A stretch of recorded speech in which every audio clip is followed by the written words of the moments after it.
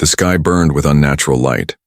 Towering ships, impossibly vast black monoliths pierced with glowing veins of alien energy, blocked out the sun over every major city on Earth. The world fell silent as the Galactic Concorde's voice echoed. In every language, every device, every broadcast, people of Earth, you stand on the brink of a new era. Submit your sovereignty to the Galactic Concorde and join a greater civilization. Refuse and be eradicated. Nations trembled. Governments scrambled in panic. The United Nations Security Council erupted into chaos, each delegate shouting over the other, their voices drowned by the growing static of confusion and fear. Some whispered of surrender, others vowed defiance, but none truly believed resistance was possible. The Concorde's demonstration was brutal and swift. A small lunar outpost, a joint Earth research station, vanished within seconds.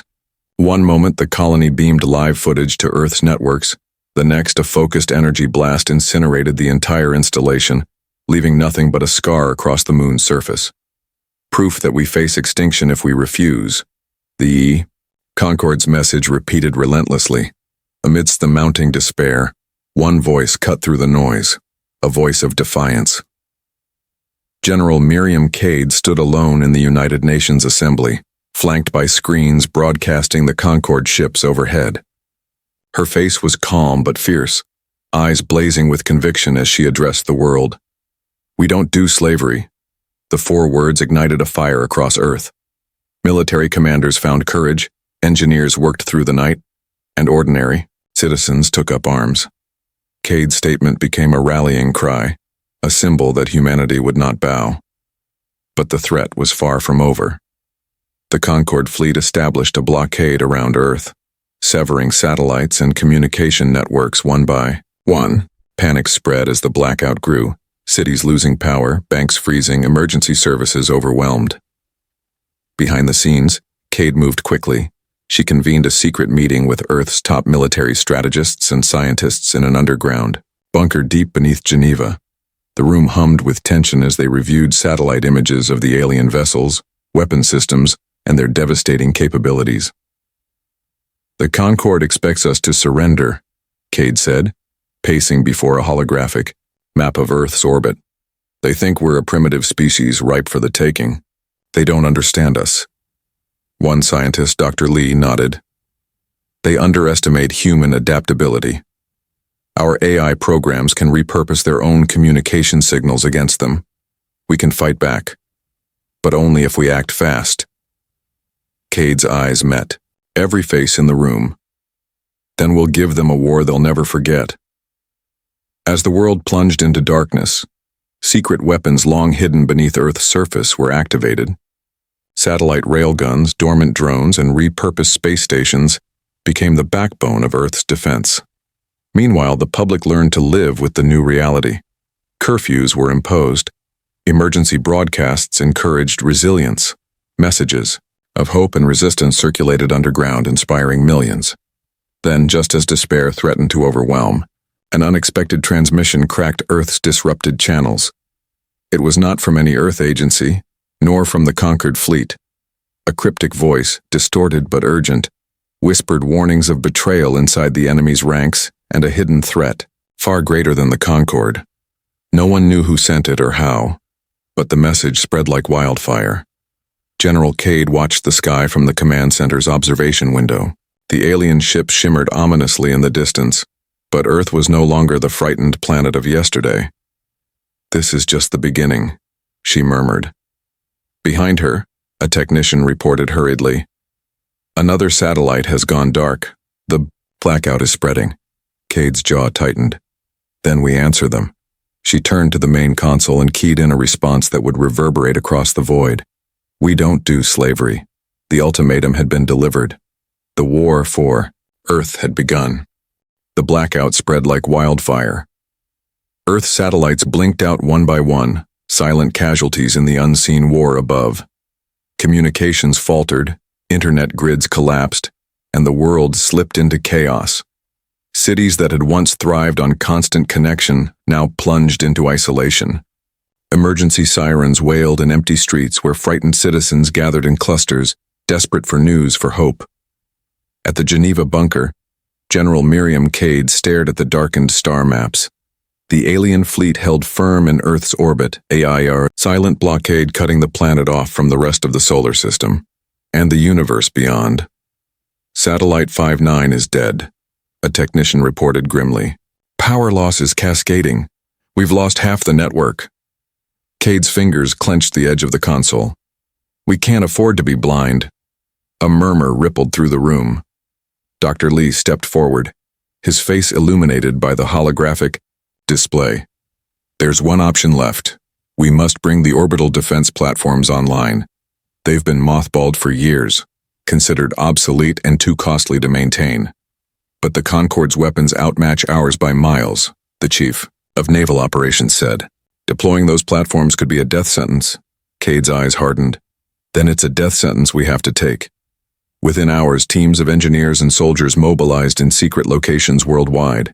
Ancient control centers, once abandoned, were reactivated, powering up railguns, missile batteries, and drone hangars suspended in low Earth orbit.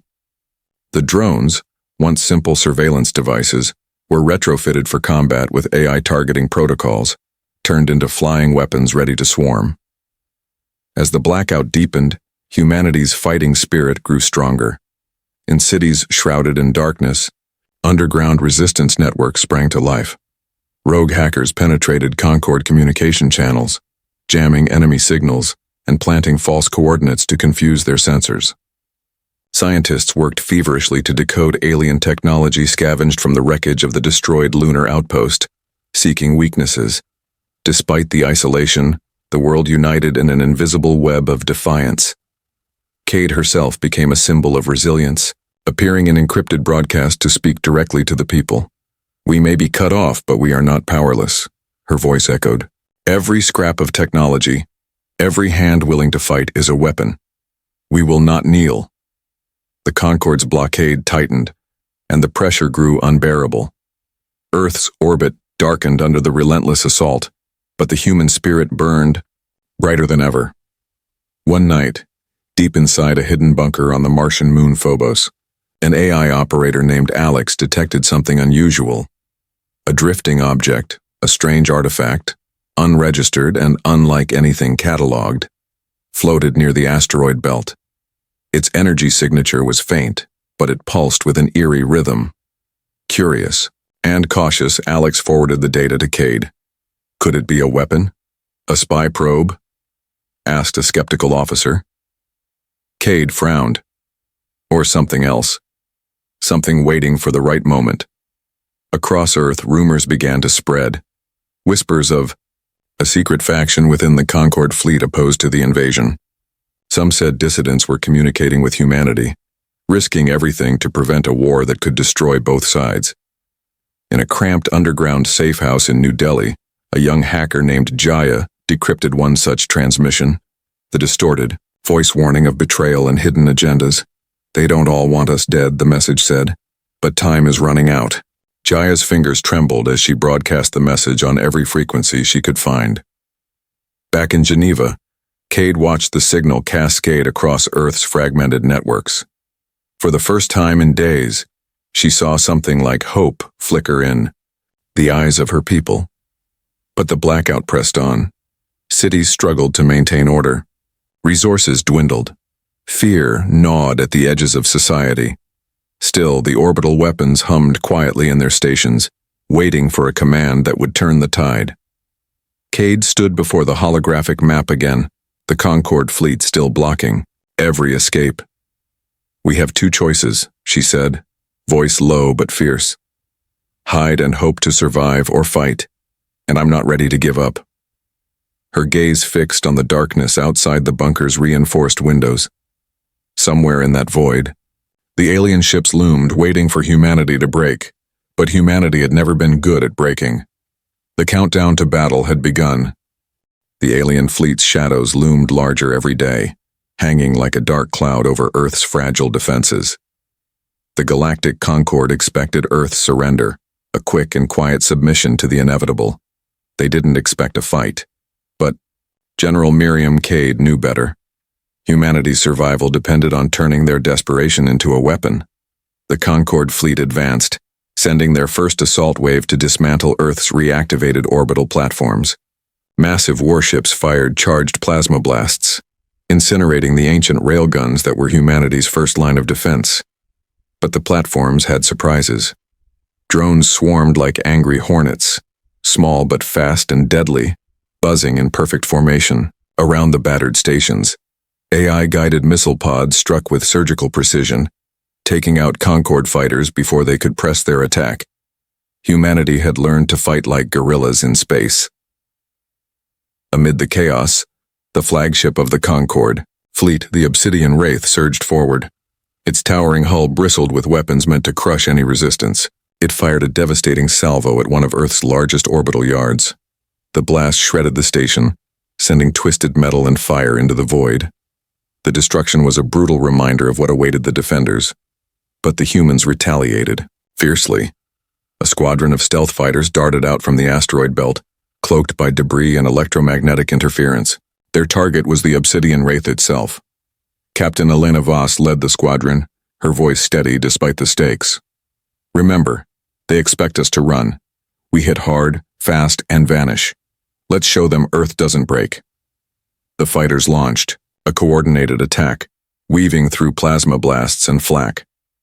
They struck the flagship's exposed engine ports with missile bursts and electromagnetic pulses.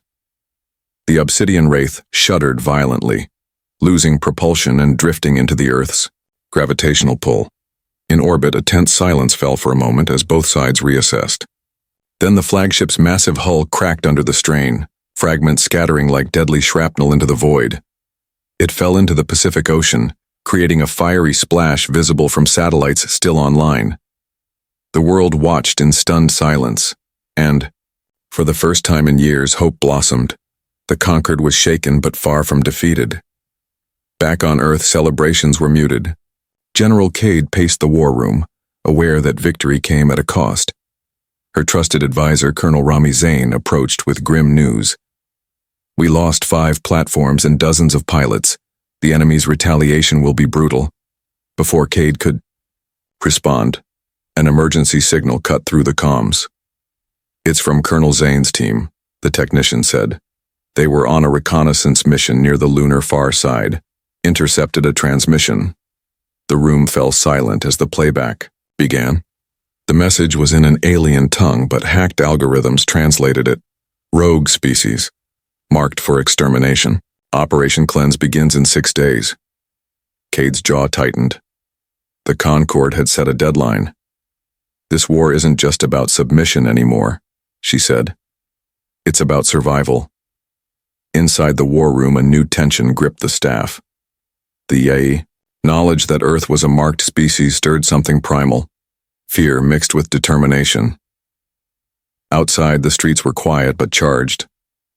Citizens listened to underground broadcasts praising the courage of the fighters. Graffiti appeared overnight. "First blood, Earth fights back." Meanwhile, a shadowy figure moved through the corridors of the Geneva bunker, eyes scanning encrypted data streams. The missing Colonel Zane's last known messages hinted at sabotage inside their ranks. Cade's suspicion deepened. "We have an enemy within," she muttered.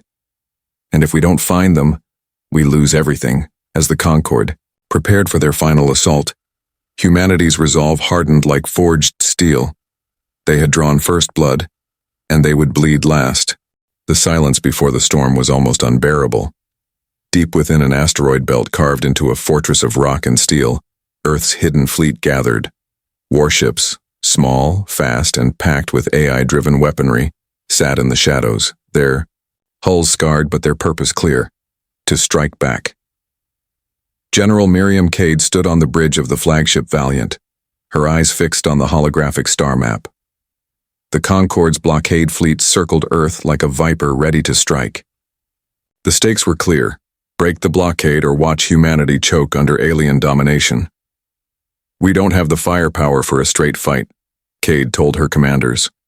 "But we have what they don't: ingenuity, adaptability, and the will to survive. We hit their supply lines, their command ships, and vanish before they can retaliate. Guerrilla war in space." The plan was audacious. Operation Hammerfall. Using the asteroid belt for cover, Earth's fleet would launch a surprise strike, crippling the Concord's blockade. Every ship would risk everything. Captain Elena Voss paced her fighter squadron. This is what we've trained for. No regrets. Make it count. As the Valiant moved into position, engineers aboard reactivated the AI swarms. Small drone packs programmed for kamikaze runs on the Concorde supply ships. It was desperate, brutal warfare. The moment came. Communications went dark. Earth's fleet slipped through the asteroid belt like ghosts. First targets, massive supply convoys carrying fuel and munitions vital to the Concorde's war effort. The AI drones swarmed, exploding against the hulls with precision. Explosions lit the void like fireworks, debris scattering in every direction. Concorde fighters scrambled, but Earth's ships moved faster, using the chaotic environment to their advantage. Elena's squadron engaged enemy fighters head-on, weaving through plasma bursts and missile barrages.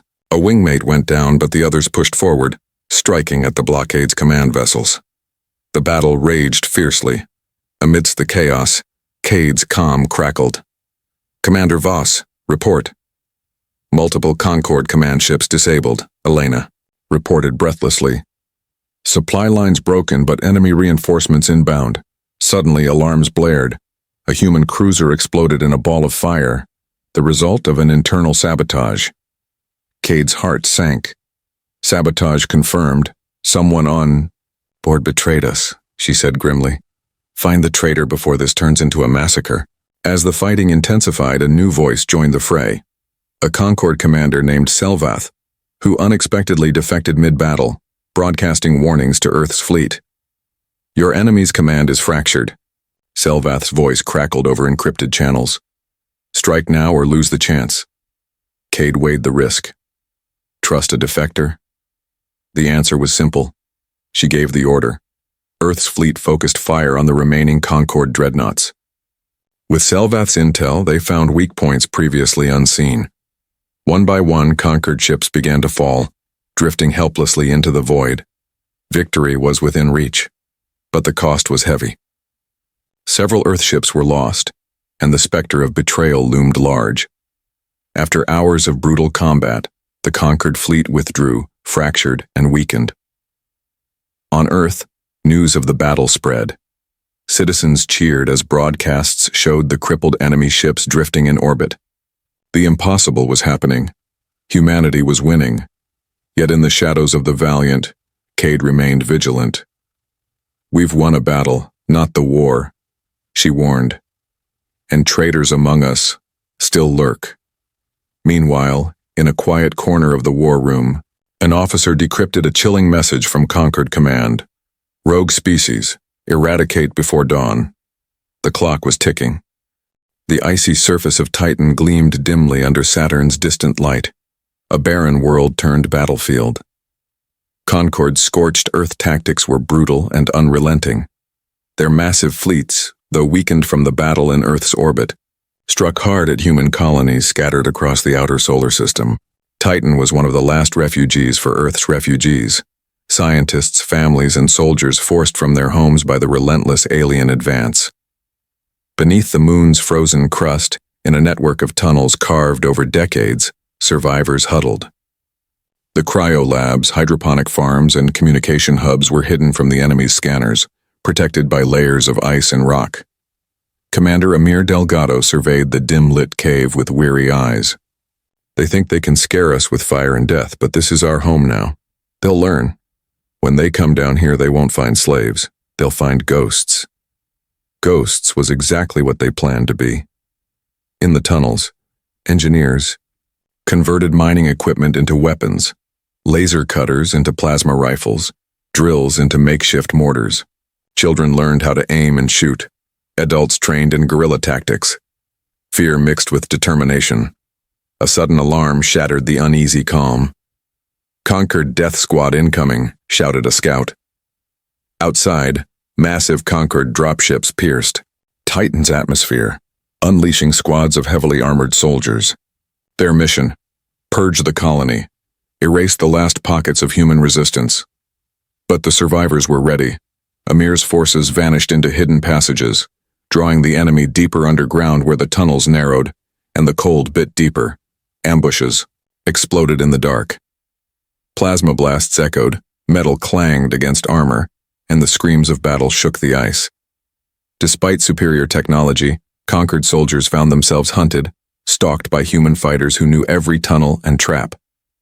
Explosives rigged to the walls sent shockwaves, collapsing passages and cutting off enemy reinforcements. The battle stretched for hours beneath Titan's surface, silent, deadly, and unforgiving. As dawn approached, the last of the conquered death, squads retreated, their losses staggering. Amir's ragtag force gathered, bloodied but unbroken. "We sent a message," he said, voice hoarse. "You cannot break us. You will never break us." But the victory came with a dire warning. Among the recovered enemy gear, a young refugee girl named Talia discovered a hidden conquered device buried deep in the ice, a strange weapon unlike anything seen before. Its energy signature pulsed ominously. Dr. Lee, summoned to analyze it, frowned. "This isn't just a weapon, it's a planetary destroyer buried here to be activated if the war turns against them." The weight of the revelation settled on the colony like a second frostbite. Titan was not just a refuge, it was a trap. The Concord had planned for extinction. Back in Earth's command centers, the news sent shockwaves. The countdown to the end was accelerating. General Cade stood staring at the holographic projection of Titan. "They want to erase us completely." Her voice was grim, but her resolve hardened. "We will fight for every inch of our home, in orbit, underground, on the surface. We will find their weaknesses and use them." In the cold dark of space, the survivors of Titan had become more than ghosts. They were the spearhead of humanity's defiance, and the war for survival was only just beginning. General Miriam Cade sat in the command center, the holographic image of Titan's surface hovering before her. The discovery of the hidden weapon, a planetary destroyer buried beneath the ice, changed everything. It was no longer just a battle for freedom. It was a race against extinction. "We can't wait for them to pull the trigger," Cade said. "We have to find that weapon and disable it before it activates." The plan was risky, borderline suicidal. A small strike team would infiltrate the Concord's heavily fortified research station hidden beneath Titan's icy crust, retrieve or destroy the weapon's core, and escape before the enemy could react. Captain Elena Voss, fresh from her victory in orbit, was chosen to lead the mission. Her squad consisted of elite soldiers, engineers, and Dr. Lee, whose expertise in alien tech was crucial. The team prepared silently in the shadow of the Valiant, suiting up in stealth armor designed to absorb Concord scanners. Elena looked at her squad, the weight of the mission clear in every pair of eyes. "This isn't just about survival," she said. "It's about sending a message. We fight. We win. Or we don't come back." The dropship hummed quietly as it cut through Titan's thin atmosphere, descending toward the target. The surface below was a bleak expanse of ice and rock, broken only by the faint glow of conquered outposts. Fortresses carved into the moon's frozen crust. They landed in a concealed cavern, minutes from the enemy's research station. Moving quickly, the squad infiltrated the facility's perimeter, avoiding patrols and automated defenses. The tunnels inside were cold and sterile, humming with alien machinery. Dr. Lee's scanner beeped rapidly. "The weapon's core is just ahead. We must be careful. Any wrong move and we trigger a chain reaction." Suddenly, the alarms blared. Conquered, soldiers flooded the corridors, their boots echoing ominously.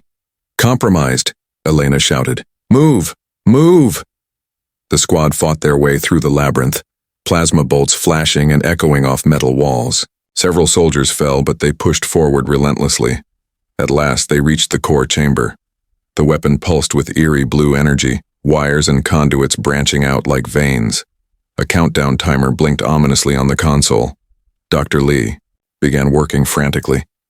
"It's designed to self-destruct if tampered with. I need time." Elena stood guard, weapons raised, fending off waves of incoming Concord soldiers. Minutes felt like hours. Then, with a final hiss, The timer froze. "It's disarmed. For now," Dr. Lee said, wiping sweat from his brow.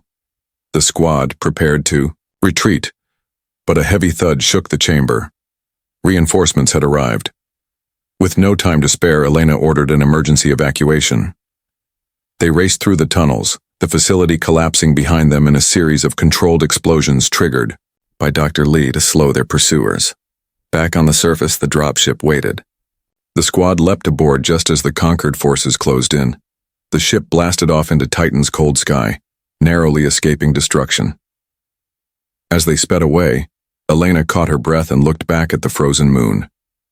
"We stopped them today," she said quietly. "But the war is far from over." Back in the command center, General Cade received the transmission from Elena. A rare smile touched her lips. "We have hope," she whispered. Yet the shadow of the Concorde's final plan loomed, larger than ever. Humanity had struck a critical blow, but the enemy was still watching.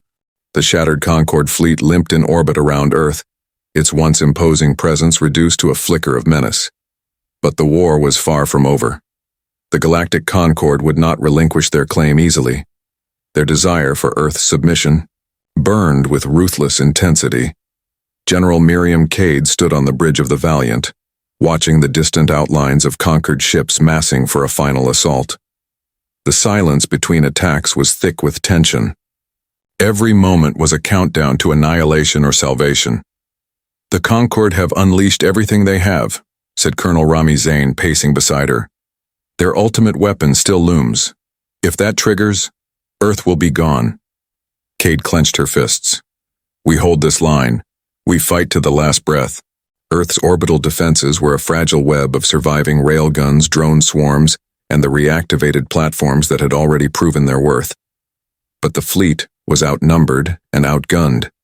The final battle was not just about firepower. It was a battle of wills. Captain Elena Voss and her fighters were scrambled into position, ready for what could be humanity's last fight. The fighters' engines flared against the blackness, sleek silhouettes darting toward the incoming conquered armada. "This is it," Elena radioed. "All wings, hold formation. Protect the platforms at all costs." As the Concorde dreadnoughts advanced, their weapons glowing with deadly promise, the first salvo was fired. Explosions bloomed in space, lighting up the void like deadly stars. The railguns on Earth's platform screamed, unleashing hypervelocity rounds that tore into enemy hulls. Drone swarms darted through the chaos, kamikaze strikes fracturing conquered shields. The battle was fierce, brutal, and merciless. Each side took terrible losses. Below on Earth, citizens watched through patched-together broadcasts, praying and fighting in their own way, scavenging, resisting, and holding their homes. Amid the battle, a transmission crackled through to General Cade. "Commander Voss, enemy flagship Obsidian Wraith detected reactivating. She's preparing to fire the weapon." The war room froze. The weapon, the planetary destroyer from Titan, was about to be unleashed. Cade's voice was steel. "Elena, you must stop it." Elena's squadron twisted through the deadly barrage, weaving through plasma bursts and missile storms. Their target, the Obsidian Wraith. The flagship's weapons powered up, ready to reduce Earth to ash. With a burst of speed, Elena led a daring assault, flying past enemy flak to deliver a concentrated strike on the weapon's core. Her fighter was rocked by the flagship's counterattack system sparking, but she pressed on. "Hold together," Elena barked over the comm. "For Earth," the other pilots followed, hammering the flagship's weak points as the weapon's charging light flickered erratically. Suddenly, the Obsidian Wraith exploded in a cascade of fire and debris, the weapon's charge disrupted. The Concorde fleet faltered. Seizing the moment, Earth's forces pushed forward, forcing the invaders into a desperate retreat. But the cost was immense. The orbital platforms were crippled, many fighters lost, and the Valiant suffered severe damage. As the dust settled, Cade addressed her weary command. "We bought time. We survived. But this war is far from over." Amid the victory, whispers of the sabotage that had endangered the fleet spread. Colonel Zane's investigation uncovered a conquered sympathizer within their ranks. a traitor who nearly cost humanity everything. Justice was swift but somber. Earth's leaders realized that the battle was not just in space but within their own hearts and minds. The final stand had been won, but the war for Earth's soul was ongoing. In the quiet that followed, Cade looked up at the stars, her resolve unbroken. Humanity will never bow. The first light of Earth's dawn stretched over a battered but unbroken planet. Cities lay in ruins, skies still darkened with smoke and debris, but the heartbeat of humanity pulsed stronger than ever. The Galactic Concord had withdrawn, their mighty fleet shattered, and their ambitions for Earth thwarted. The war had cost countless lives, but it had forged something far more powerful, a unified humanity determined never again to kneel. General Miriam Cade stood before a crowd gathered in the ruins of what was once the United Nations headquarters. Her face, worn but resolute, reflected the resilience of millions who had fought and survived. "We faced extinction," she began, her voice steady and clear. "They demanded our submission. We answered with defiance, with courage, and with the fires of our orbital guns. We did not just survive, we fought back, and we won." The crowd erupted in cheers, their voices rising as a chorus of hope. Elsewhere, Captain Elena Voss inspected the battered hull of the Valiant. Her eyes traced the scars from the final battle, a testament to sacrifice and valor. "We've come a long way," she said softly to her squadron, now gathered around. "But this is only the beginning." Across the solar system, humanity's colonies slowly began the long process of rebuilding. The frozen tunnels of Titan were reinforced, turning from mere refugees into bastions of hope and research. The weapon buried beneath the ice was dismantled piece by piece, its secrets studied and secured. Dr. Lee, now leading efforts to reverse engineer conquered technology, looked up from his console. "The enemy underestimated us," he said. "But with this knowledge, humanity's reach will grow beyond these stars." Back on Earth, the political landscape shifted. Old divisions melted away under the weight of shared survival. Nations united under a new coalition, the Earth Defense Alliance, dedicated to preparing humanity for the uncertain future among the stars. Yet even in victory, vigilance remained. Colonel Rami Zain monitored new intelligence reports, alert for signs of conquered remnants regrouping in distant sectors. "The war is not over," he told Cade in a private briefing. "The conquered will return if given the chance." Cade nodded. "Then we will be ready. No longer fractured, no longer naive." The scars of war had birthed a new era, a humanity tempered by fire and ready to defend its place in the cosmos. From the ashes of destruction rose the new dawn. Children born after the war looked to the stars with wonder and determination, taught that freedom was earned through sacrifice and unity. In orbit, the rebuilt defense platforms stood sentinel, symbols of Earth's unyielding spirit. The Galactic Concord's shadows had been pushed back, but humanity's light was just beginning to shine. General Cade's final words echoed across the globe. "We are Earth, we are one, and we will never bow again."